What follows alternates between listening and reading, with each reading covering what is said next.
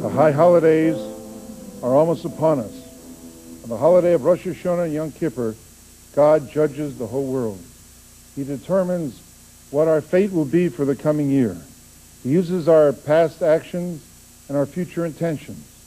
During the 10 days between Rosh Hashanah and Yom Kippur, everyone is called upon to do tshuva, to repent of his ways of the past. Tshuva does not just mean to repent of your sins. This also means to look in deep into your soul and determine whether or not you've lived up to your potentiality. Because man is created in the image of God. Man has limitless potentiality, but we have to learn how to use our potentiality. Sometimes we fail to utilize our potentiality because we are too one-sided. We know that in order to be happy in life, there are 3 strands which have to be intermingled. We have to have self-set goals. We have to have relationships to be loved for ourselves. And we also have to learn how to bring joy to others. Many times people confuse happiness with having fun. Fun is a distraction from our problems. It doesn't solve our problems. Once in a while, it's good to have fun, to relax and get away from our problems. But eventually we have to solve our problems. Happiness comes when we know that we can solve our problems, that we have the capacity to solve our problems, that we know who we are, and that we know that we are loved for ourselves, and that we can bring great joy to other people. Unfortunately, there are many people who don't understand this. They think that they have to run away from their problems. But you can't run away from your problems. That's what we learn about in the book of Jonah. God tells us, yes, we can accomplish great things. Yes, we can do great things. And we will do great things because we have great potentiality. I'm reminded of the story they tell about a man who owned a Chinese laundry, and his name was Sam Goldberg. And right next to him was a butcher, whose also name was Sam Goldberg. And when they asked the Chinese person who owned the laundry, how did he get the name Sam Goldberg? He said, well, when I came over to Ellis Island, and the immigration official asked the person ahead of me what his name was, that was the butcher next to me. And he said, my name is Sam Goldberg. And then when he asked me what my name is, I said, same thing. And that, of course, was an error that we all make. We think that having fun is what life is all about. But life is about happiness. And happiness is not a sum of fun experiences. Happiness comes when we live up to our potentialities. Today is the birthday of the world. Today all mankind is judged whether as children or as servants. If as children have mercy on us, as the Father has mercy on his children, if as servants our eyes beseech thee to be gracious to us, and pronounce our sentence clear as light, O Lord, who art revered and holy.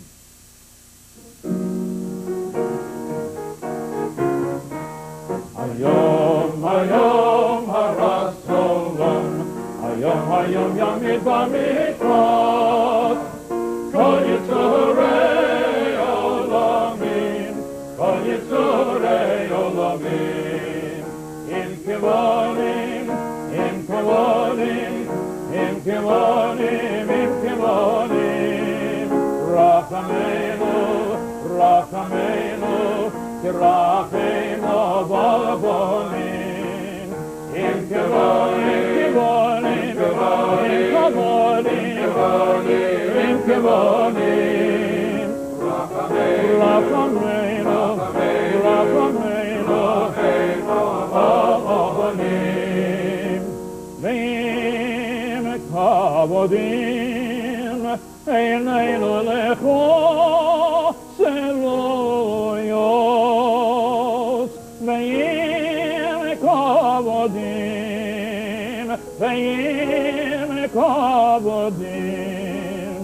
eineinu lecho, seloyos.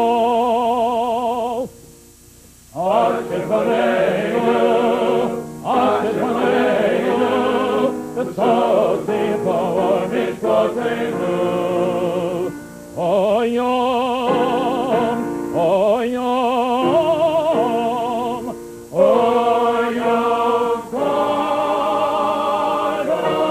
kadosh. We can change. We can be better. Each of us has the potentiality to be greater than we are now. We can change. We can renew ourselves. That's a great message. God created this world imperfect. For his own reason, he created the world 98%, 97%, 99% perfect.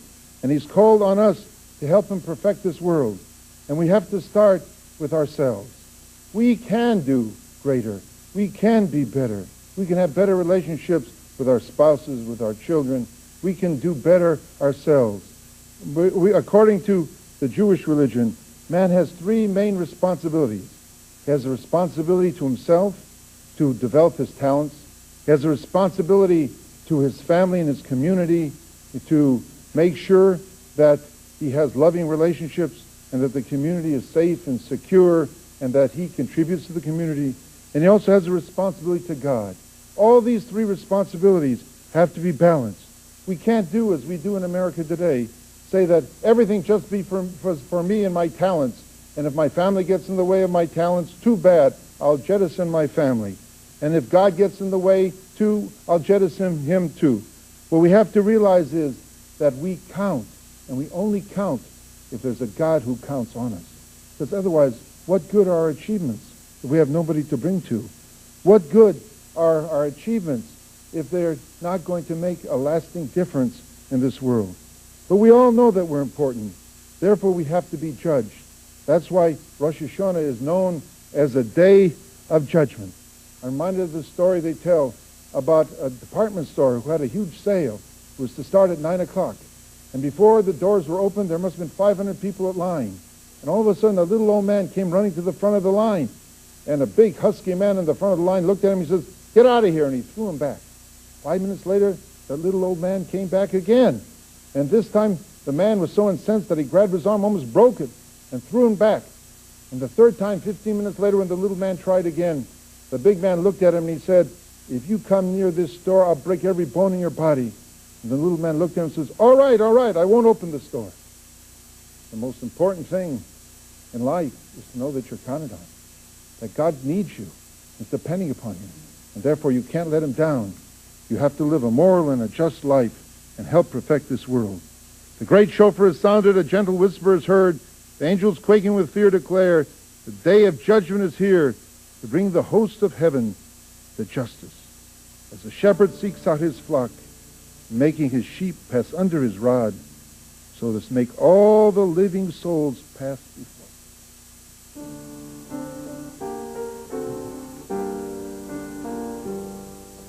Du warst so voll Geduld, nie vollkommen,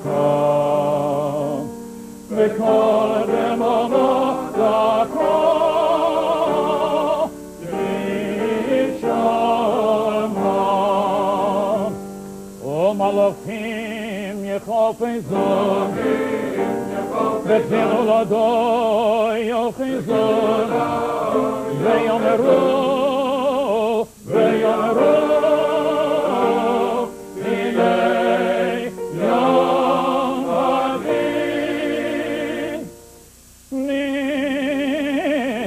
נפקוב על צבא מורום על צבא מורום al tevam rom vadim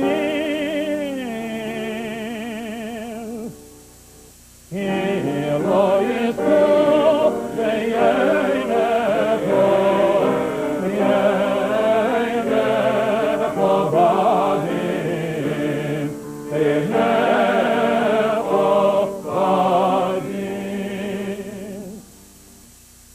the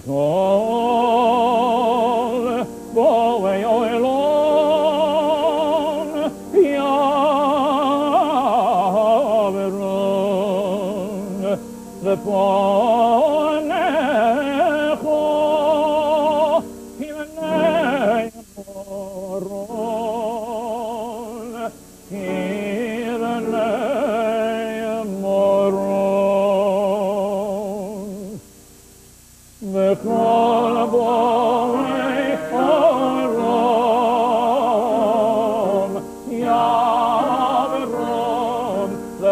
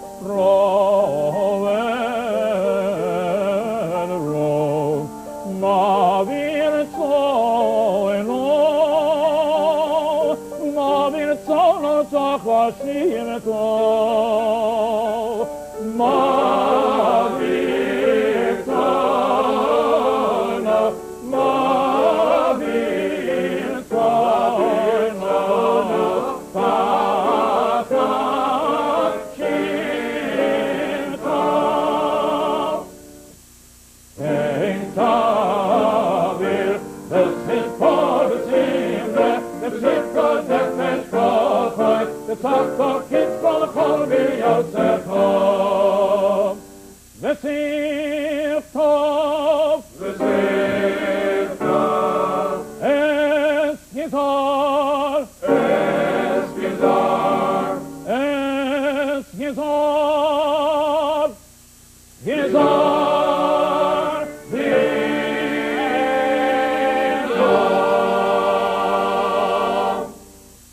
Because the world is not complete, and we've been called upon by God to help him complete this world.